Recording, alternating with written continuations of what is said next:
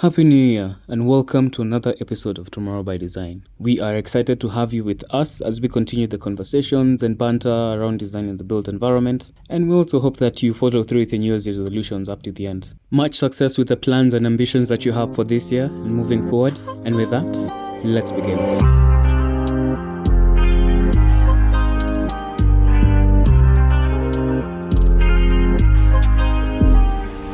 Hi again. When we think of the built environment, we often think of the physical structures and spaces that we interact with. What often goes under the radar are the experiences that are felt by the different people interacting with these buildings and spaces. Well, in this episode, we look at how we can create spaces for everyone, and often the under-noticed neurodivergent people, and how that in itself, by creating these spaces, is inclusive design. Let's get into it.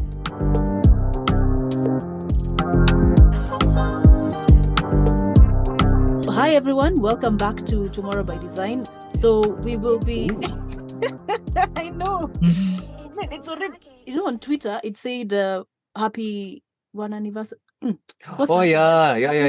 Anniversary. Imagine, happy 1 year. Yes. Oh, yeah. English left. Crazy, right? I know. I know. It's been a year na imepita It's tu. been a wild one. I know. And this all just started so randomly Mm. after a 3-hour conversation about the state of Oh, Affairs. Yes. state of urban affairs. Anyway, Yeah. oh my gosh. Anyway, in case this is your first time, welcome. My name is Liane Munyori, and next to me we have, Louis Karaoke. and next to him we have, Sydney Zhao. Welcome back, guys. Yay. yes. Karibuni. And so we'll dive right in. Today, we want to set up the year, the 2024. And I know we talk about inclusivity, and it's one of those buzzwords similar to sustainability, you know, Mhm. all those nice words that we use when we want to sound domed. But Maneno mazito. yes, today we have a fantastic guest, and we'll let him introduce himself. Well, I'll just introduce his name, and then he can get into the details of what he does. So Samuel Njoroge Thuo. Sorry, I've called. It's like this is a public office, and I'm ID number for late 925. Jinayote kitambulisho. Oh, was it? Tunaanza all protocols observed. Yes, but yeah, Sam, go ahead. So thank you so much, guys, for this opportunity. First of all, what an introduction. Not Karibu bad. sana. And thank you for agreeing to be part of this discussion. I'm humbled. Thank you. Yeah, to be honest, I'm really excited about this. As Rian has said, my name is Samuel Njoroge Thuo. I prefer to call myself Sanjotz. I prefer to call you Sanjotz too. Where does the name come from? And why does it end Basically, in a TZ? Like Sanjotz? That sounds kind of German. the name comes from basically my name, Samuel Yeah. Njoroge, then Thuo T. Then I added a Z there. For the Yeah, for swag. swagger. Man, Yeah. Good design choice right there. That's the first of many good design choices. Exactly. Imeanza na jina. We already see. Enough said. Don't even trust your CV. We already know. Wish it was a job interview. Oh, Anyway, I'm a graduate architect. My final year project. So it was composed of two. There's the research part, and then there's the design project. So my research thesis was on multisensory experience design in museums. The design project was now an implementation of the lessons from the theoretical research. So I did a museum of senses, which I dubbed Senseum. So you may be wondering why a museum. I think for me, a museum is an experiential place. It's a place where people go for. It could be a learning experience for kids.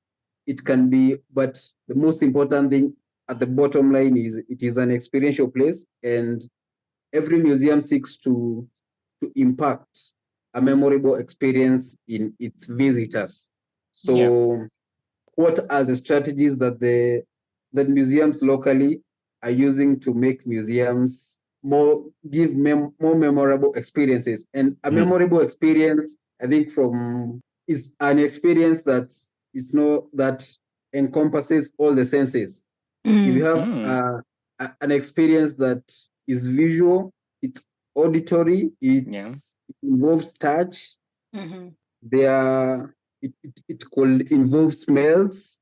I think if you get an experience that encompasses all that holistically, I think for me that's a memorable experience. So and one of the I don't want to but one of the main problems in our museums Ngoja, Anyway. wait for us to ask you the problems before, because I even let actually me wait for that. Yeah. I have a few questions. So with the design project that you were doing, at least for me, I know most of the museums are usually they appeal to the visual sense, so what you can see. And in most cases it's almost like going into a store and it's like, if you touch and it breaks, consider it sold. And I'm like, okay, so if I'm not supposed to touch, but the visual texture of this thing is kind of just drawing my hand to touch it. Exactly. Yeah, how did Why is it a crime? Yeah, why is it a crime? I'm just out here trying to live my best sensorial life, right? Yeah, exactly. Actually, the fact that they need an instruction to stop you from touching, I think for me it speaks volumes in the inherent nature in us as human beings to want to touch, to caress. We are curious. I agree with you. Yeah. That's cool. And why fight against your nature? Right? So and so now I'm making spaces. Sorry, go that ahead. help. Well, museums have many reasons why they prevent people from touching. So, like because of oils, when people touch because of oil, so it could lead to deterioration of the artifact. So there are reasons, but there are things that they can do to give people. They can have replicas, and then people can touch that, and then they can preserve the main thing. The original. Yeah, the original. Okay, so when you got into your project, how did you make a museum space more like explore other senses? What was the detail? What were the details? That's an interesting question, because that was the body of my thesis. So how do we make them more sensorial places to go? So I think number one thing I did is to look at I focused on majorly the 5 senses. There are other senses that like pain, temperature, but I focused on the main 5 ones: vision, hearing, smell, taste, and touch. So in terms of vision, what our perception of vision, what stimulates it? Its color, its patterns, its light. So if you have a space, and you want to say you have a main artifact, and then you want the space. As an architect, what was limiting in my thesis was because I was focusing on I was not focusing on the artifact, I was focusing on the space. So in terms of lighting, do I use natural lighting or do I use artificial lighting? Sometimes you need both, because you need to make it bright enough. You need to preserve the artifacts. You don't need a lot of natural light, so you focus more on the artificial lighting. Because natural light comes with a lot of heat. Yeah, exactly. But now my thesis was more interested on, because we have designed so much for vision and for vision. What about hearing? So in terms of hearing, I was looking at some things like having water features, maybe like at the entrance lobbies. You can have a water feature, a waterfall, an artificial one. And then now when you get into the space and you're designing for sound, it goes deeper than that, because you're looking at the materials. Do you want this place to have no echo? So you use materials that are absorbing sound. Or do you want the echoes, like when school kids will come, they'll make a lot of noise? Do you want that to be accentuated? And it's part of the experience, like the way you are deep in the forest and you make a sound and you hear it on the other side. Do you want such an experience in a gallery? In terms of touch, also looking at the materials, do you want plastered walls that are soft, or do you want some texture? So in terms of material, do you want brick that is left in its authentic nature, brick that's not plastered? It's in natural state. It's in its natural state. And then in terms of state, I think I found brick interesting because The same thing when it rains, there's that smell that the nature, Yeah. soil, that smell that it emits. I love that So, smell.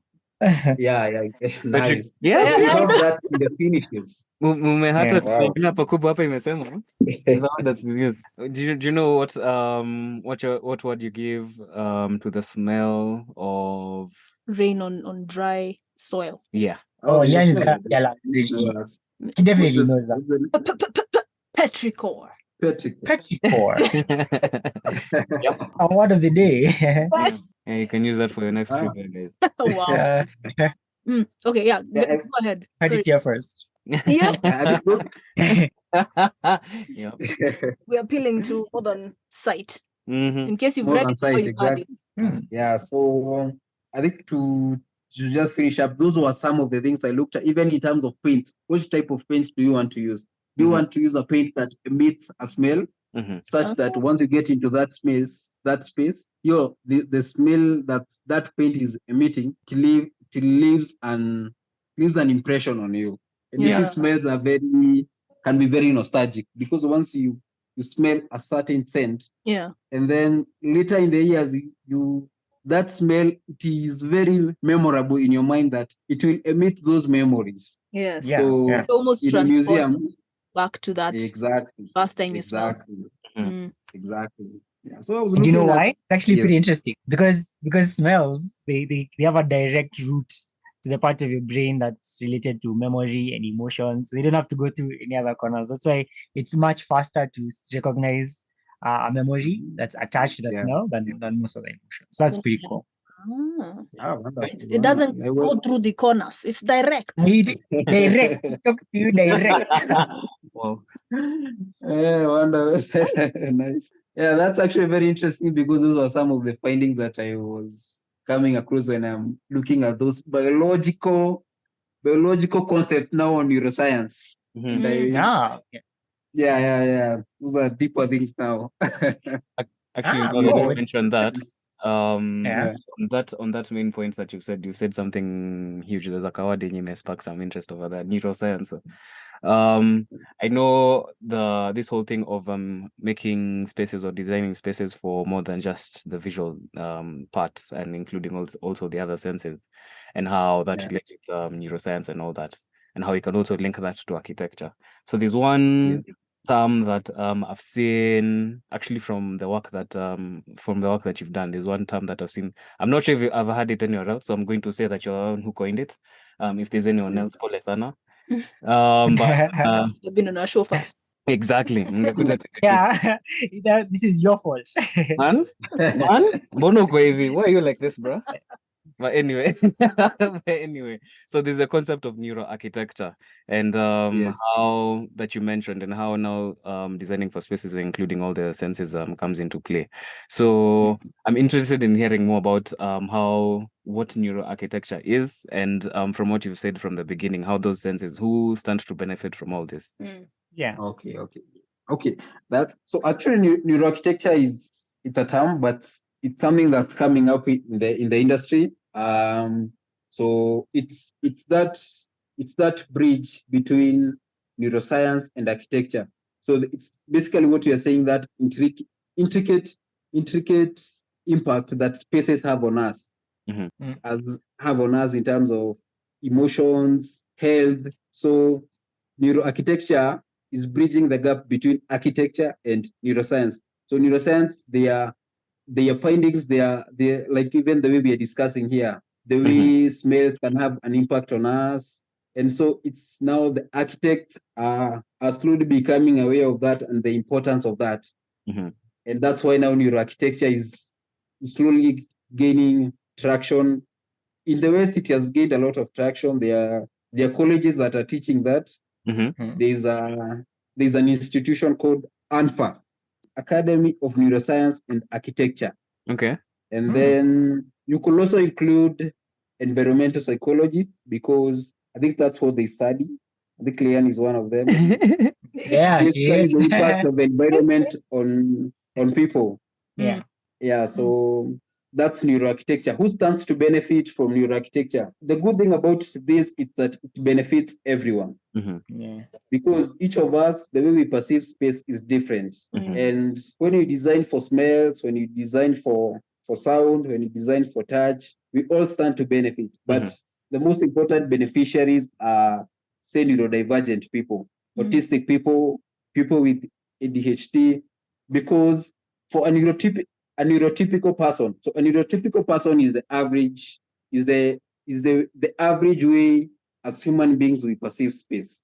So you could call them the average human being, just average Joe. Yeah, the average human being. Yeah. But now the neurodivergent people, the autistic people, for an autistic person, small things, they are usually like they are hypersensitive to small thing, to what will be a small thing to a neurotypical person.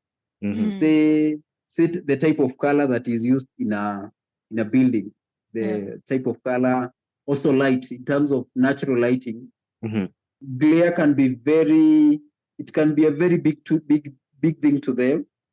Noise, talking of noise, what we could consider just that's just as background noise, but for them, the way their mind interprets it, it's a big thing. So it's The taking volume into is consideration up. such people.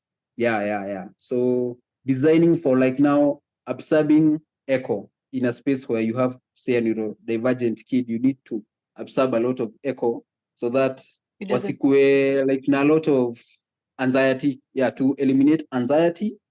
Yeah. Also in terms of, I think also another thing is people with mental health, depression, anxiety, they stand to benefit from neuro-architecture. Okay. And Yeah. I think one other thing I'd like to make an observation about is that from the neuro-architecture, it's now moving from just creating buildings to actually making them for people. Because ideally, that's what we're trying to do with spaces, whether they're private or public spaces. It's making them for people so that they can thrive, they can be healthy physically, mentally, emotionally. And so taking those things into consideration, like even when we think about air quality in buildings, and what Njoroge has mentioned about what smell is the paint emitting. Is it something that gives me anxiety because, or it's if I'm a recovering alcoholic, and then it just I'm just in a new house thinking, oh my gosh, my 3-day trip is just gonna go down the drain. Does it count room in as here? Yeah. So, or even if it's in a church setting, or in what other spaces are there? In a school setting. In a school setting. How in would a school you setting, in a residential house, Yeah. in the offices. Yeah. So, like, especially in the offices, research has shown that the way you're saying, we are designing spaces for people. And human-centered design, basically the compass for human-centered design is sensorial, basically. And especially in the offices, it has been proven, like, spaces which are designed for a holistic experience. In terms of lighting, you have auditory, like background music. You have, now including now biophilic design, you have plants within, because the plants that you have, that's a huge aspect. Biophilic design. Plants can emit smells. Flowers, they emit smells. It's a way to emit smells. So they increase productivity. People's productivity increases. Yeah, I agree with that, especially now. So from what I'm hearing right now is that neuro-architecture serves to solve a lot of issues, human-centered design. There's a fact. Also just scaling up from buildings itself to now larger infrastructure. If you're talking about things like, or rather, I'm talking about things like walkways, the roads that we're walking on, rather. So now this is also like plugging the previous episode that we did. Kama mkusikiza kimbieni msikize episode 1 on walking in Nairobi. So you can imagine for a neurodivergent person, you've either been diagnosed or you're living with it already. One of the things you'll be told is to keep active as one of the measures for managing your condition. So you can imagine things like taking walks So you can Yeah. imagine you've been told, yeah, you take a walk, you should be good to go. You should see that you'll be able to manage your symptoms. You should be able to interact with people in a much better way. So you decide, yeah, let me go for a walk now. I decide to, let's say I'm living on, for example, take I'm living on Thika Road, on the superhighway. You're living in a space where, I don't know if Thika Road is a good example, but anyway, so you're living in a space where where essentially there's not enough considerations given for pedestrians. So now you're walking, but now your anxiety levels are heightened because now you have to not only are you looking to lower your own anxiety levels by that walk, but now you also have to look out for traffic, oncoming traffic. So Those rogue motorbikes that just come out of nowhere. Yeah. Myriad of things. So, but yeah, so designing for, or rather putting in those considerations when you're doing the initial design could solve a lot. And is what I'm hearing being discussed a lot. That's true. Actually, I think something like that has been done. Something to do with senses and urban design has been done. I think in Australia, Amsterdam, they have like smellscapes, sound maps, color maps, texture maps, to basically enrich that experience, that walk, to just make the mental well-being of, say, like a neurodivergent person, even a normal human person, it makes it more healthy. Yeah, so it's things that are being done. Okay. And in locally in our country, what do you think is the biggest challenge that we're facing in terms of creating for neurodivergency? I think that, well, I haven't done so much research on it. I think I think top is awareness. I think the more we did the awareness, and then now when we have that awareness, I think now we can start now to actively design for them. I was actually telling Louis there are courses being offered locally for designing for neurodivergent people. I think there's called Kenya Interior Design School. It's in Westlands. They have a short course for interior designers to design for neurodivergent people. Pleasantly surprised to learn about. Okay. Yeah. So I think with such, it's going to help a lot. And then now I think that now brings up the concept of inclusive design, because Absolutely. Because neurodivergent people, you see, their disability is not physical. It's not that they can't see, they can't walk. Theirs is more of experiential. So locally, there are regulations on universal design, on physical access, ramps, lifts, and all that. But then now it's now taking the discussion to the next level. You find that even what I found just in the design in the museums, they have provided the ramps, you've provided the lifts, but now once these people who are disabled, once they get inside, you find that there's a missing gap in designing for them and them experiencing the space. Say for someone who is, say, they can't see, they can't hear, how do they get to experience the art? So it's taking the discussion now to the next level, inclusive design, and which will cater for these people. Yeah. So it's not just about functionality of them moving from one place to another, but it's also about them enjoying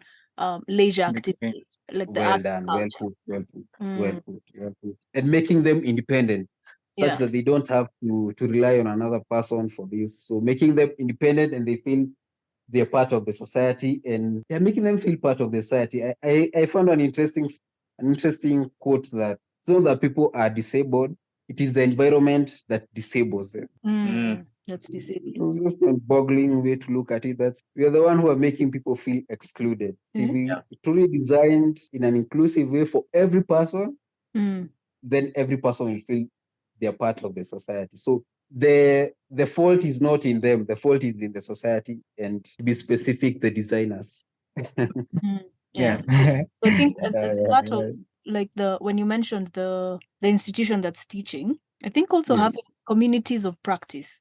So where people from different fields are concerned with inclusivity, especially within the built environment, can just get together and exchange ideas, right? Yes. So as you're saying, let's say there's a surgeon who just deals with like a neurologist, and then a sociologist, an architect, an artist, and they come together to because will see things differently based on our background. And I think that will enrich the conversation. So even when someone, let's say like a real estate agency is approaching a group of, or someone who is in such a community, they can then come in with that expertise and say, oh, this is fantastic. Have you considered, how about we do it this way for ABC, for more inclusive spaces? And I'm glad that you actually focused on, sorry to interrupt you again, but I'm glad you focused on a museum, because I feel like a lot of the design work is mostly in private spaces. So people's house, and even interior designing. So people's houses, malls, but then when you come into the public domain, there's less of that thought, or at least public-private ones in terms of like a museum. So that was an interesting choice. And you see, actually, the museum now should be the most inclusive space now, because it is a place for that any person should be able to go there and have a fulfilling experience. Doesn't matter you're a kid, you're an adult, you're a youth, doesn't matter your gender, doesn't matter your religion, your ethnicity. Like, experiences, they should transcend social barriers, any social barrier. Yeah, and you mentioned something about collaboration. I think that's the most important thing now, even when including, say, the disabled people in the design teams. Like, you're designing something for disabled person. Like, let them be part of the team, because like you're designing for disabled person. You see, it was very interesting. Like in ADD, Nairobi University, where architecture studios usually are, like they don't have access for disabled people.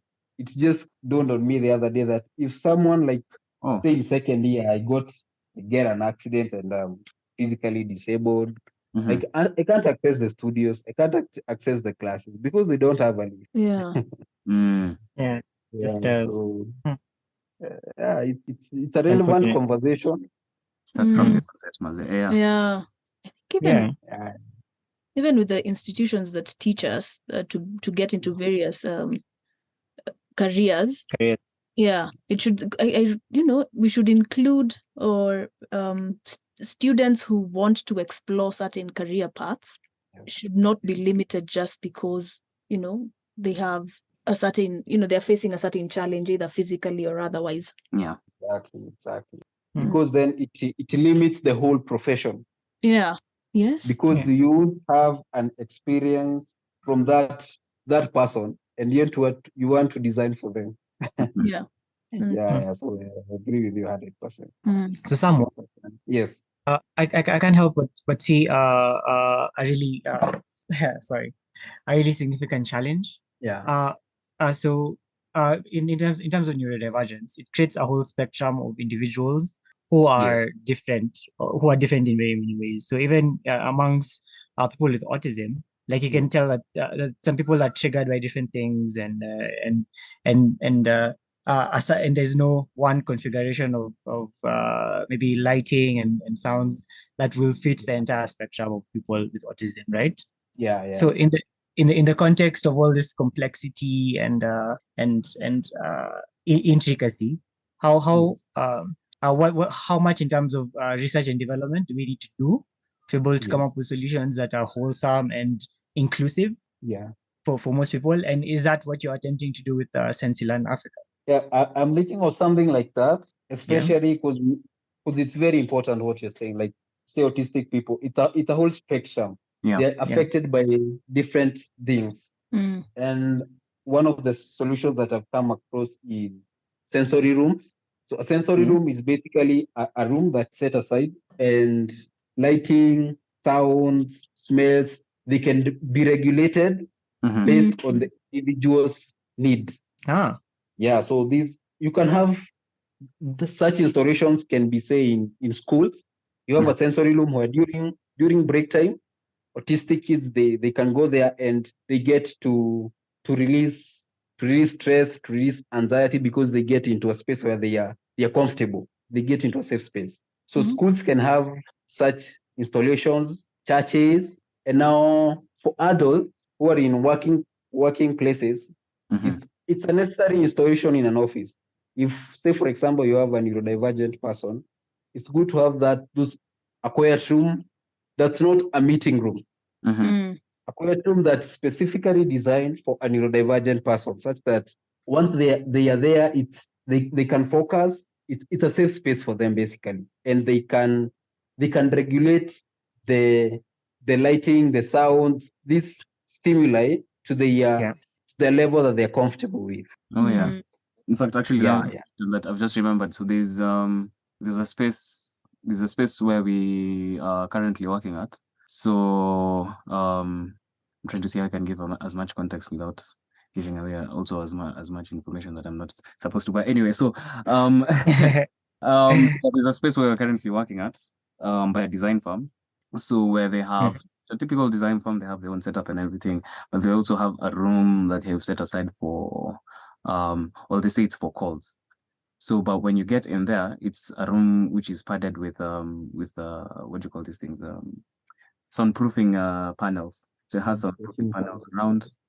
You go in, make your call, then get out. But when you're in there, it's like deathly silent. And not silent that's disturbing, but silent in a way that's not distracting at all. That you can actually feel that if you're getting stuff done, because there's also like a sitting area with like a smoker desk. You can It's get like an a lot. acoustic. Yes, a lot more you can get done. So yeah, I mean, if you could just scale that up and now provide that for people who are neurodivergent, that could really work. Because yeah, that has helped a lot with actually productivity. Saying from my side as well. Yeah. Yeah. And you see, actually, those drones, even a normal person stands to benefit. These installations, they could be expensive for companies in a way, but they stand to benefit and to improve productivity of not just the neurodivergent people, but everyone. Other staff can use the spaces, and productivity increases, the company will definitely benefit. Yeah. So it's more of an investment than a cost. Exactly. If you look at it long term. Yes. And I think also it goes to especially in workspaces, because you had mentioned that. Now we have a lot of open spaces when it comes to working. So when people are having some of their meetings or their calls, you can hear a lot of background noises because everyone is having their meetings and their calls. It's very distracting. Yes. And it's not like, because I know at least with the boutique working spaces, they have now the sound, the meeting rooms and the soundproofed booths that you have your calls. But then in other spaces where you don't have a corner office, it's a bit of a challenge. Man. Yeah. And in a way, I was looking at some research by a UK-based company called Motion Sport. It focuses on inclusive design, and they were saying that the rate at which neurodivergent people they resign from such offices is higher than the rate at which a neurotypical person will resign from working in such spaces. So it shows you it has an impact on the company. It does, yeah. And people. Yes, absolutely. And when we're thinking about it in terms of, if it's about the company bottom line, it's the turnover. The employee turnover is so high, so they need to keep retraining new people, and there's a bit of a learning curve. So it would be just cheaper, quote unquote, to create space for neurodivergent people. Exactly. It's even as simple as looking at provision of prayer rooms for Muslims. Like if a company doesn't have a prayer room and the Muslim brother and sister they are praying in the meeting room or in the boardroom, in a way they're not as comfortable as they will be if they were provided with a prayer room. Yeah, and probably they will choose to work in a place where they are provided with a prayer room. Yeah, absolutely. I like it. I'm hearing inclusion from all sides, not just neurodivergent, but also faiths and everything else. Ideally, that's the goal. Yeah, the social aspect of sustainability, essentially in practice, inclusivity. Yeah. And I find myself looking at this like a pure architecture. Like architecture in its truest form. Because if you're not really thinking about how people's brains work, how they interpret sensory data, how their environment affects them, then are you really making spaces for people? So this is like how it's supposed to be, I think. Yeah, that's the truth. That's how it's supposed to be. But as Leanne was alluding to earlier, is architecture and mainstream architecture, conventionally it focuses on visual aesthetics and Mhm. functionality. Yeah. Does it function? Is it appealing to the eyes? Let's go, man. How much does it cost? It's good. Yeah. And also to some degree it's about the architect's brand. Like I need to create something that will outlive me rather than Yes. let me create something that will impact people's lives. Mhm. Mm. And the impacting Positively. people's lives, that already also takes the outliving me aspect. Yes, but Yeah. Yeah. the impact is Yeah. it's not as loud, like as Yes. it might not impact the visual landscape Mm-hmm. Yeah. in terms of the quality of life of the different individuals that are using that space. They'll be like, That's they true. may never know who created it. That might be the problem. Yeah. I mean, exactly. Like right now, I'm remembering, all I can remember about KCC is that it has a very weird design inspiration, but I don't even remember the name of the architect. Yeah, exactly. You remember the design inspiration. You don't remember But not the architect. That's From somewhere there. yes, that's all I remember.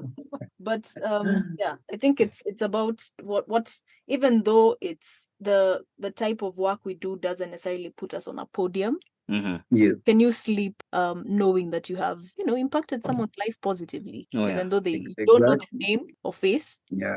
and vice versa. Actually, I agree with that. So there's this quote by, is it a quote? It was actually a speech or an oration or whatever you'd like to call it. But there's this guy called Orson Welles or something like that. Yeah, if I remember vizuri. But there's something over there that he says that The guy applies for to Shamba la Wanyama. huyu ni George Orwell. Oh. It was eloquent, but not for this particular nini. So there was this guy called Orson Welles, if I remember vizuri. There's a commentary where a very famous commentary, I believe if you've not already heard about it. But there's a specific quote that he says over there. There's something specific that he says that we must each earn what we own. Every day we must each earn what we own. A healthy man owes to the world's sickly what he can do for them. The world's wealthy owe to the world's poor what they can do for them. So people within the built environment who are quote unquote learned within about the particular aspects of the built environment, we owe it to the people who interact with these spaces to do what we can for them. So it's not just building things for the sake of doing it for the sake of just meeting a deliverable and that's it, and then moving on to the next project. It's looking at the project from the lens of, as I'm meeting today's deliverables, how will it also affect the people who will interact with this building 10, 20, 50 years from now? Exactly. From an environmental, from a social standpoint, how they interact with the buildings, and also economically as well. To back that up, there's this famous, I don't know if it's famous quote by Winston Churchill, but we shape our building and then they shape us. Yes. They do. Yeah. And Oh, yes. Oh, yes. Yeah. So full of sound bites, Maze. Some more. Sydney, your sound On bite. that note, yeah. Okay. First, I have a question before we bite any sounds. Right now, okay, we have 70% of all the buildings that are going to be standing in 2050. They haven't been built right now. They're going to be built before that time comes, right? Yes. So what can we change now? What do you think some low-hanging fruits that we can implement in our buildings today? Like things that people can try out and it shouldn't cost them much, but it might give them advantages just so they can be able to now use that as a stepping stone now towards implementing more rigorous methods of creating spaces that are for the human mind. I think it's as simple as what I had said, like using local materials, like say using brick and being creative in how you use brick, not like leaving it exposed in its authentic nature. And you see, brick is not an expensive material because they can be locally manufactured. Yep. Yeah. And So embracing local materials, and then that also helps in sustainability. Yeah. Yeah, because you're saving on embodied energy in terms of transport and all that. So that's one. I think another thing is we have regulation. Building regulations is always a good way to enforce minimum standards in buildings, because they usually that asymmetry of information, because you are going into a building, you are not there when it was being built, so you don't know how it was built. So that's why the government comes in to regulate, and regulations is a good way. So the government, and of course it has to come from the architect, like now the leaders in the built environment, for them to collaborate with psychologists, sociologists, environment psychologists, and develop these regulations on inclusive Kwanza design. ongeza volume hapo kwa environmental psychologist. Yes, because you are born in the house. Maze. Wow. Yes. Yeah. And They on many are of our very- episodes, we end up right back here where we figure out this is gonna take a whole village. These are gonna take people with different skill sets and different abilities working together towards achieving this goal. So yeah, I thought that was worth highlighting. Yeah. So for me, I'll say it's government regulation on inclusive design. Just we'll take an act, go to parliament, be approved. And the same way we have ramps, although some of them don't work. Well, That's a story for another day. yeah. Sorry for another day, but such measures they will help the industry to move in the right direction. Oh, yeah. So we're looking forward to our Neuro-architecture Act of 2020. Exactly. There's one developed by UK. It's called Design for the Mind. They That actually sounds approved last year. Design for the Mind. Quite I frankly. can share with you guys. Yes. Please. Yeah, and we can pass it on to our listeners. Hey, Mazi. Yeah. Design for the Mind. So that design for neurodiversity. Quite honestly, I can't wait for people to be saying there's a design for the whatever that was developed in Kenya. Even as we start getting quoted. No. Exactly. Actually, there's a neuro cafe in Kilimani. These are what? Maybe you guys are aware. Neuro. It's for neurodivergent people. It's called Ayira's Neuro Soul Cafe. Ayira's Neuro Soul Cafe. It's in Kilimani. Very nice. Very nice. Yeah. Only what tunatafuta sasa nao brand deal. Yeah. Yeah, our sponsors for today are Neurosol. Unfortunately, Acha tupike a couple of free meals and they Sponsor. might be. Pale on Shiko Road. Yeah. I'd love to visit. Okay, nice. Nice. Well, Thank yeah, because the focus here is also to have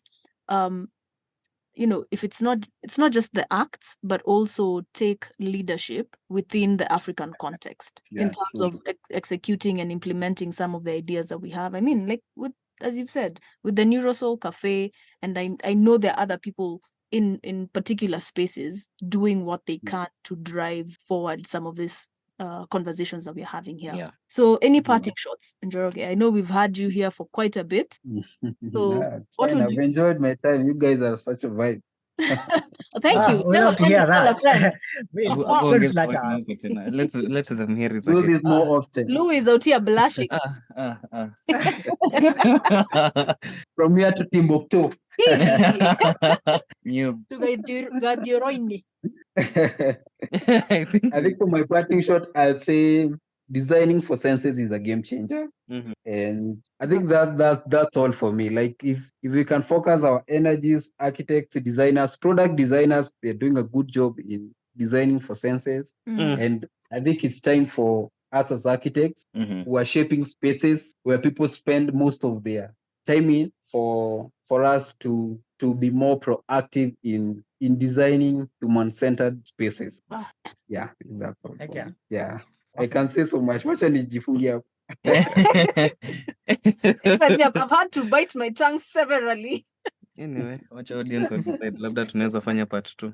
Yes. Yeah. Designing for human-centered design, but make it for spaces. Yeah. Because we do that a lot for services and products, as you said. But Mhm.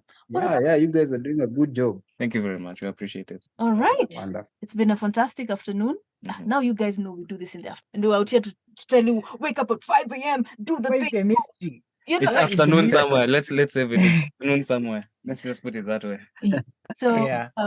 Sydney, parting shots. What are your takeaways? My takeaway is that is that the truth cannot long be hidden. Three things cannot long be hidden: the sun, the moon, the truth. And the truth is that spaces should be designed for the mind. That's the primary thing that it's how we perceive our environment in our spaces. And if that need is not met, then that building cannot be deemed to be sustainable or to be 100% fit for purpose. And it's fun to see young Kenyans out here doing exactly what we need to get done. It's inspiring, and I hope it's gonna inspire our listeners out there to start making better spaces for all of us. Oh yeah. Yeah. Wonderful. People out here being there. Heavy thoughts. So now me, I'll come in with a lighter touch and say, guys, just open your eyes and think with your others when you're in whatever spaces. See how it could be made different. For if you just imagine, close your eyes and imagine if you couldn't see, how else would you like this space? Yeah, ni hayo tu kwa sasa, wapenzi wasikilizaji, na Well put. Yeah. So just before you forget kabisa, please don't forget to check us out on our socials. At TBD_Kenya is as simple as that on all our platforms. We have Twitter and right now also TikTok. You can hit us up on those places. Of course, we'll also share the links as always to everything that we've discussed over here. If you want to also join us in this rabbit hole of architecture and inclusive design, and also sending out a shout out to the one that got away for this episode at least. Annie, wherever you are, please get well soon. Looking forward to having you in the next one. Yes. And also the final one, thank you very much. We appreciate you taking the time to join us episode. Or Sanjotz, should I say? But yeah. I guess that. All right. Sir. It's a wrap.